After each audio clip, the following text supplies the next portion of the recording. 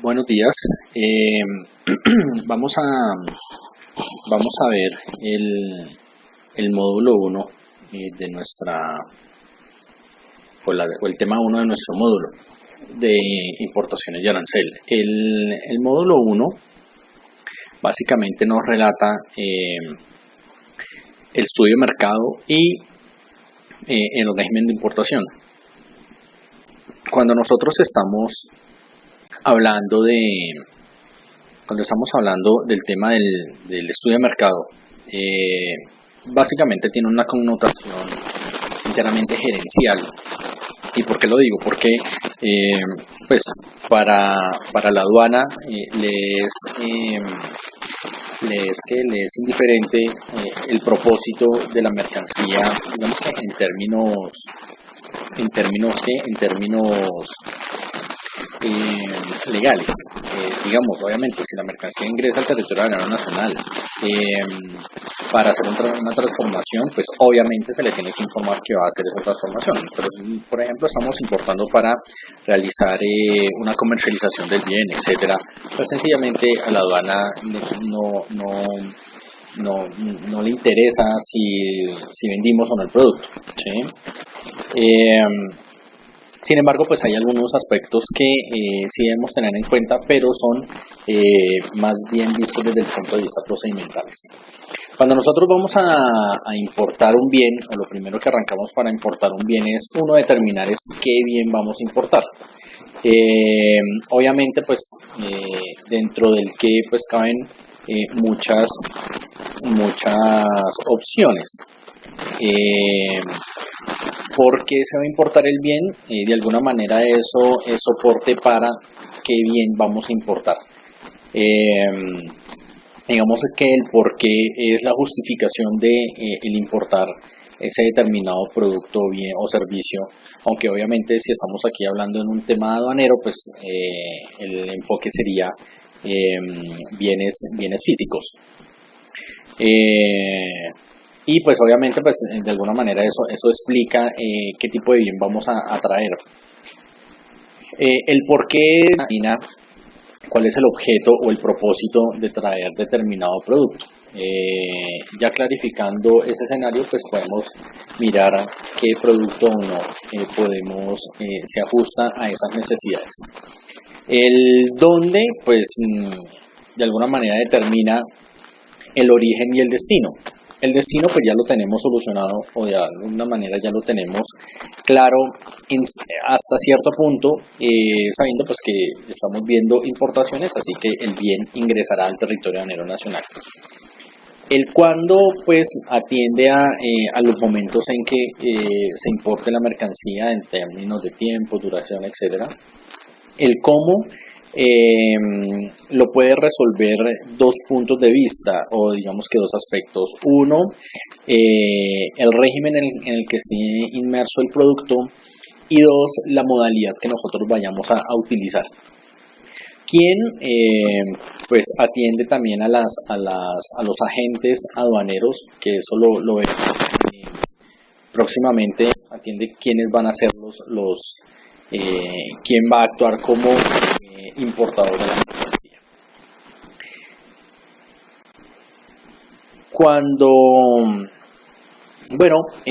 ¿Qué es una importación? Pues hay mercancías al territorio aduanero nacional, provengan o no del extranjero. Obviamente, cuando decimos o no, nos estamos refiriendo a una zona franca básicamente. Obviamente las mercancías que ingresan al territorio aduanero nacional las tenemos que determinar como o deben ingresar al territorio aduanero nacional en la modalidad de importación. Ya hablaremos un poco de las particularidades cuando tocamos el tema de zonas francas. Como para hacer claridad, ¿qué no hace parte del territorio aduanero nacional? Puertos, aeropuertos, zonas francas, zonas económicas especiales, etc. Eso no hace parte del territorio aduanero nacional. De resto pues es exactamente todo lo que nosotros podemos ver. De alguna manera, como para hacer un ejemplo y para quienes no están inmersos en el tema de comercio, se ubican la zona franca de Bogotá. El territorio aduanero nacional es todo lo que circunda a la zona franca, por ejemplo Fontibón, etcétera, etcétera. Eso hace parte del territorio aduanero nacional.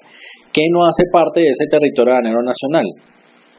Zona franca. Así que si usted técnicamente ingresa a la zona franca, una mercancía ingresa a la zona franca, pues sale del territorio aduanero nacional y viceversa. Entonces, ¿qué actividades están involucradas en el proceso de importación? Uno, el estudio de mercado. Básicamente el estudio de mercado contempla, en términos del mercado, pues comunicación, selección, gestión. En términos de producto, el poder corresponder a las exigencias de los consumidores. Les repito, si estamos hablando exclusivamente del ejercicio aduanero, pues esto es independiente para la aduana. La empresa pues que debe contar con una mentalidad internacional y que actúe consecuentemente integrando varias funciones.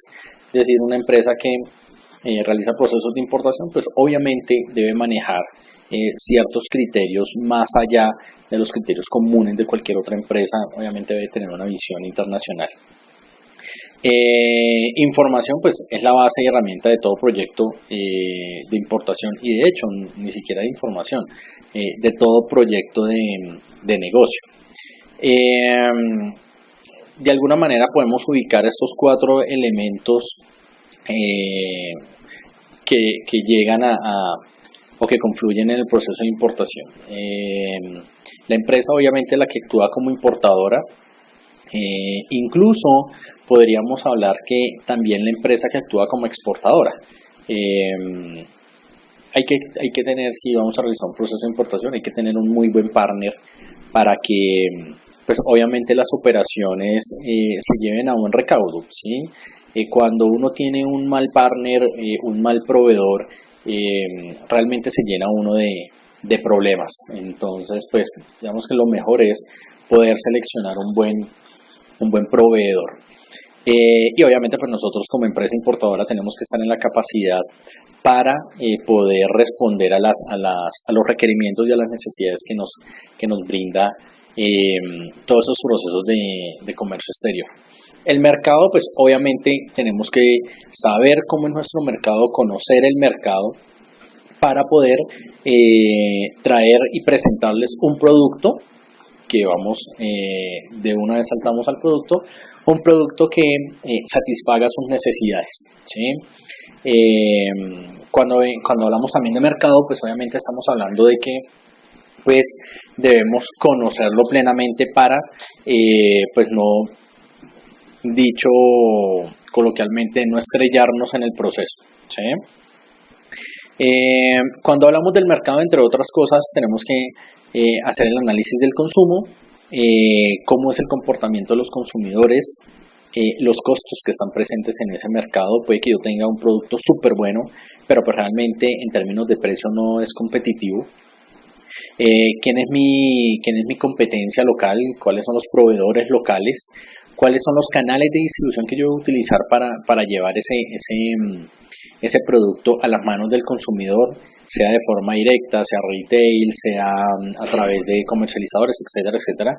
¿Y cuál es mi competencia indirecta? ¿Cuáles son los productos que están como sustitutos o complementarios en el mercado?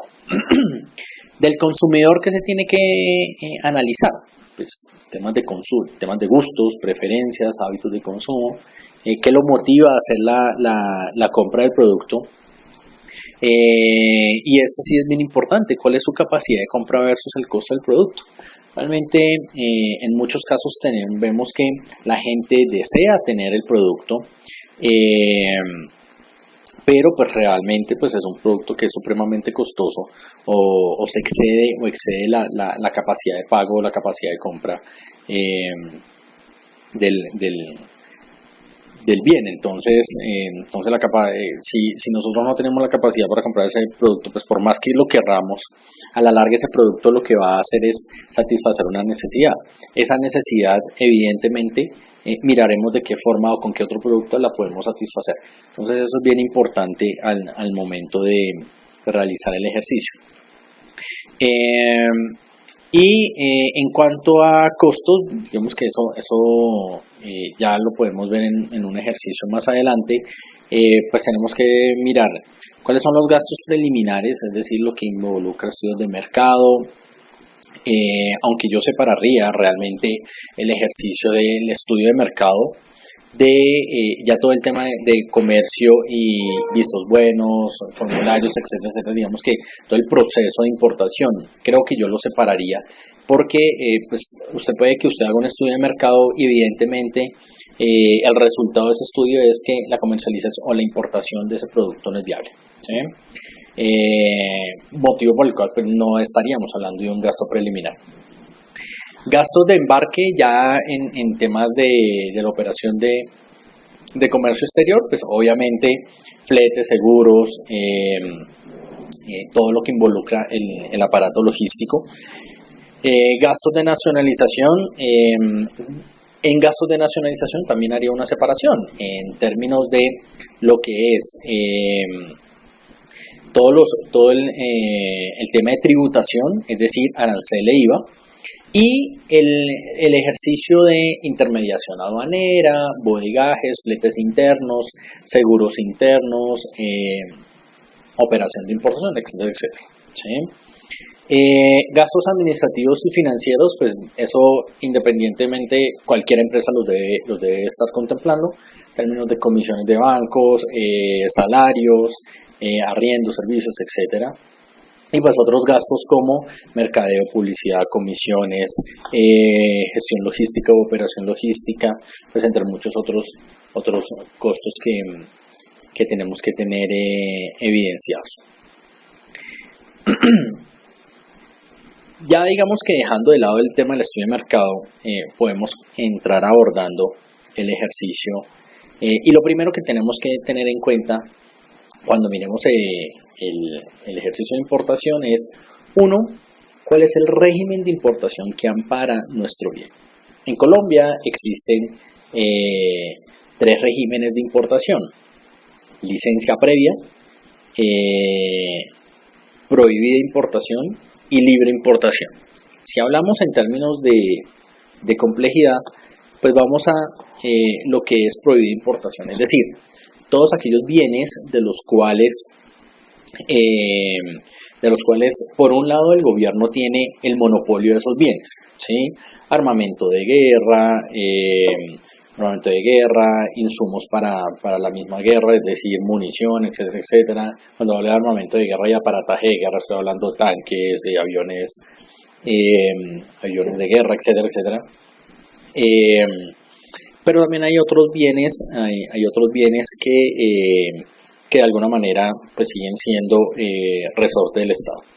Esos no los podemos importar de forma directa porque obviamente pues ¿quién quiere realizar la importación de un bien, de un tanque de guerra o de un avión de guerra? Sencillamente esas son operaciones intragubernamentales.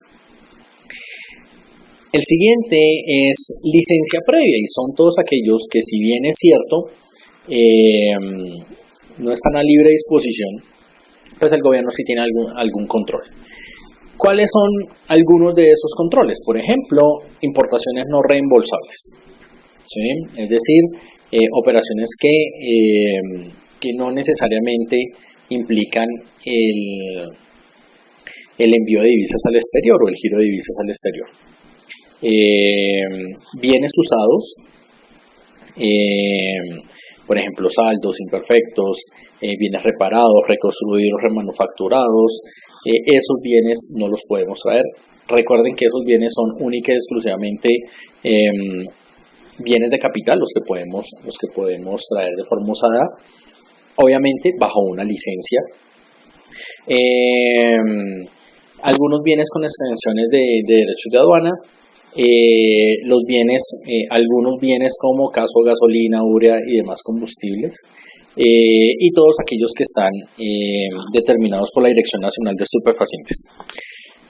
Uno de esos, por ejemplo, es el bicarbonato de soda. El bicarbonato de soda es considerado, bueno, digamos que un insumo para la industria química. Por ejemplo, la pasta dental, el insumo básico es el bicarbonato de soda, o uno de sus insumos es el bicarbonato de soda. Pero el bicarbonato de soda también es considerado como un precursor químico, es decir, a la industria, porque pues desafortunadamente tenemos que decir que eso es una industria, a la industria de las drogas ilegales, también es un componente y es un insumo, motivo por el cual pues, la Dirección Nacional de Estupefacientes determina que el bicarbonato de soda es un precursor químico. Eso quiere decir pues que, por ejemplo, las empresas que realizan la manufactura de productos con base o a base de bicarbonato de soda, pues deben solicitarle una licencia previa al Ministerio de Comercio para realizar la importación de ese bien. Y por último encontramos los bienes que están dentro del régimen de libre importación, que de alguna manera son todos aquellos que, uno, no requieren licencia previa y dos, no están en prohibida importación. ¿Sí? Son más o menos el 90-95% del universo arancelario.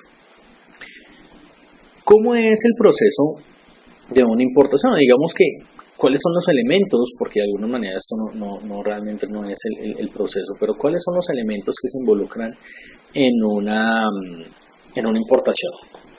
Uno, pues lo primero que tenemos que hacer es determinar la clasificación arancelaria, la posición arancelaria del bien. Eso nos determina, uno, el régimen de importación en el que está. Dos, los tributos aduaneros que tiene lugar.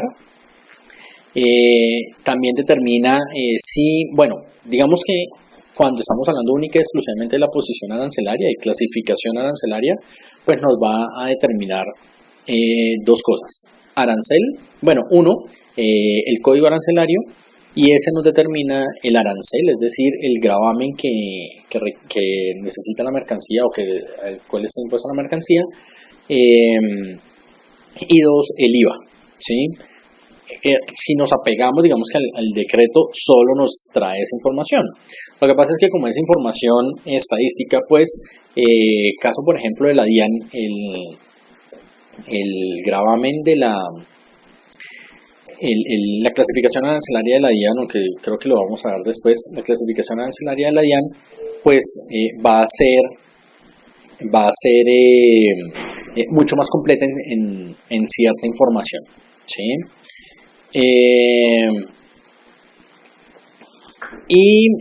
Obviamente, pues, ¿cuál es esa información? Pues el régimen, los tributos en virtud de los acuerdos comerciales, los requisitos adicionales que requiere la mercancía, las descripciones mínimas, etc. Desde el punto de vista comercial, pues obviamente al iniciar nosotros cualquier compra en el exterior, pues lo primero que hacemos es colocar la orden de compra, ¿sí? Y pues esa orden de compra el proveedor,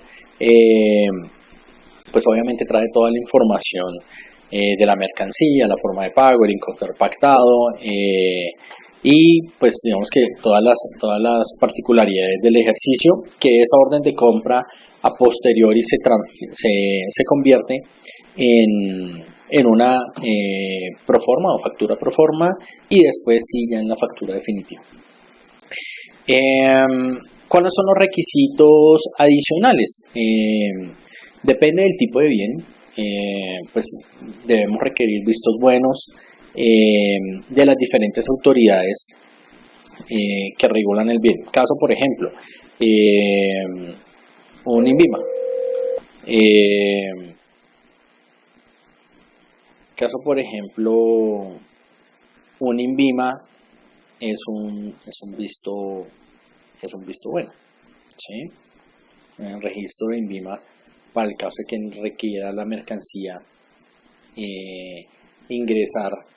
requiera la mercancía, pues ese documento. Caso los perecederos, ¿sí? El registro de importación, pues digamos que ese proceso ya lo hace la Sociedad de Intermediación Aduanera. y es obviamente, digamos que la formalización de todo el proceso de importación en donde se consolida la información de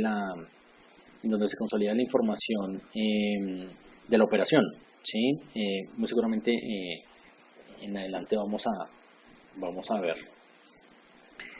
El registro, ok. Para el caso colombiano existen dos posibilidades de hacer la operación de importación. Una de forma directa, es decir, usted como persona natural o como persona jurídica puede ir y realizar todo el ejercicio, realizar la presentación de la declaración, etcétera, etcétera. O dos, a través de una sociedad de intermediación aduanera.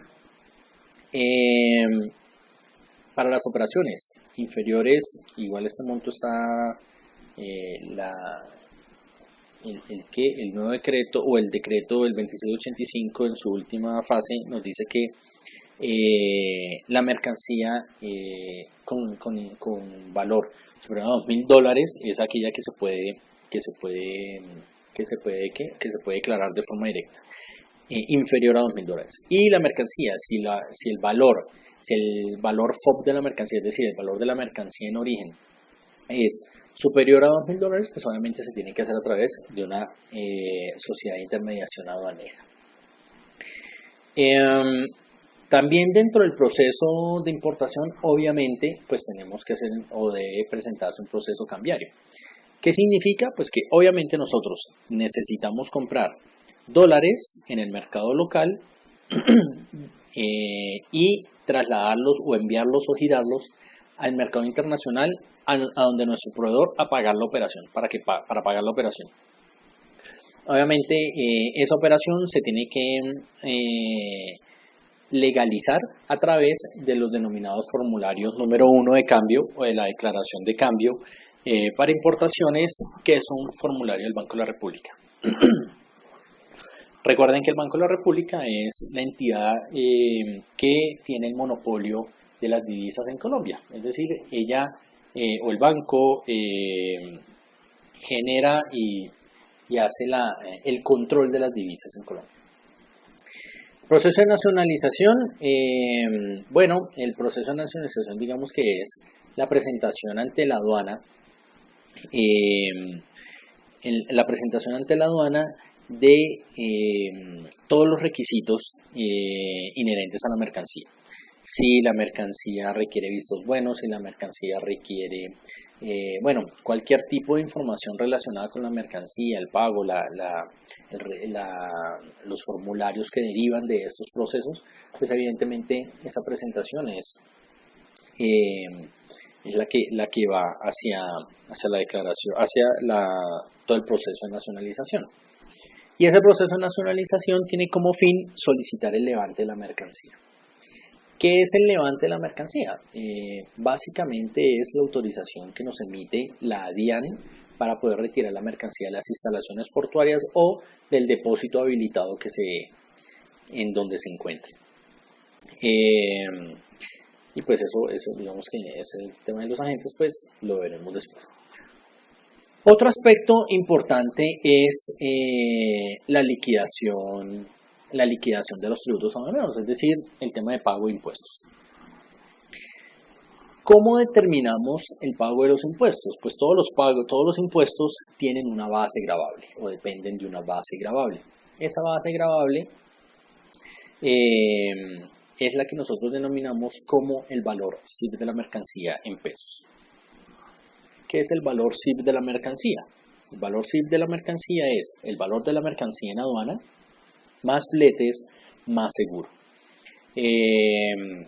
Y obviamente eso puesto en pesos colombianos a la tasa vigente para la semana en la que estamos haciendo el proceso de nacionalización. ¿Qué es la obligación aduanera? La obligación aduanera es la que se deriva, después de la clasificación arancelaria, la que se deriva del ejercicio de la importación, determinando el producto que vamos a pasar a liquidar. ¿Y cómo se liquidan los tributos? Aunque realmente esto lo hacen el operador de la CIA, de la Sociedad de Intermediación Aduanera, pero básicamente el ejercicio es al valor CIF de la mercancía en pesos, es decir, es este documento, la cifra que tenemos aquí como CIF pesos, lo multiplicamos por el gravamen vigente, sea 5, 10, 15%, bueno, lo multiplicamos. A ese resultado le denominamos gravamen de la mercancía o gravamen a pagar. Una vez tenemos ese gravamen, se lo sumamos a la base gravable y nos determina la base gravable del IVA.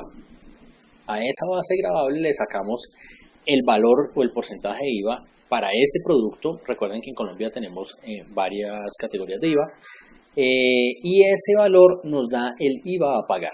Así que ya tenemos dos cifras. 1, el gravamen a pagar, y 2, el IVA a pagar. Si sumamos esas dos, el gravamen a pagar y el IVA a pagar, nos determina el valor de tributos aduaneros. ¿Listo? Que es más o menos el ejemplo que tenemos acá. Ya después cuando ustedes miren la actividad, pues lo ven con detenimiento, pero básicamente es el ejercicio que acabamos de relatar. ¿Qué documentos se involucran, entre otros, en una operación de importación? 1, pues obviamente el registro de la licencia de importación. 2, la factura comercial, el documento de transporte. Sin factura y sin documento realmente no hay proceso de importación. El certificado de origen, dependiendo del país donde estemos importando el bien y depende de los acuerdos comerciales que estén suscritos con ese país, pues se tienen derechos sobre la exención de gravámenes aduaneros. Si los hay, pues obviamente prueba de que ese producto viene de ese país, pues digamos que es el certificado de origen. Certificado sanitario, pues obviamente si lo requiere el bien. La lista de empaque es un documento que viene anexo a la factura comercial. Digamos que la lista de empaque en muchos casos es un documento bien importante porque determina la ubicación y la categorización de la mercancía dentro del medio de transporte.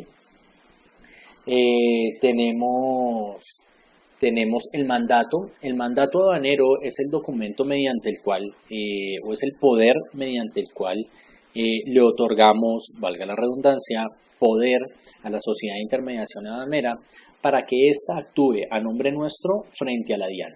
¿Sí? Es decir, la sociedad de intermediación aduanera o el agente aduanero es el que va a realizar toda esta operación, pero obviamente tenemos que habilitarlo, darle poder. La declaración andina del valor, pues es un documento que se deriva de la declaración de importación, básicamente para operaciones superiores a $5.000, cuya procedencia no sea de los países de la Comunidad Andina de Naciones. Esto básicamente lo que hace es enviar la información a la Comunidad Andina sobre esos bienes que nosotros estamos importando de otras naciones o de otros grupos comerciales. Y obviamente la declaración de cambio, el formulario número 1, pues que eso determina cuál es el tratamiento de las divisas que nosotros hicimos para pagar esa importación. Obviamente todos los documentos pues tienen que estar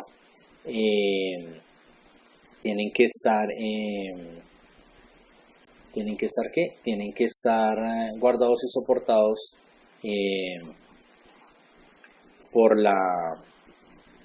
soportados por la empresa por 5 años, que ese es el periodo que tiene la aduana para hacer cualquier requerimiento. Creo que ya finalizamos este primer capítulo. Pues cualquier duda, pues estamos listos para hacer las aclaraciones.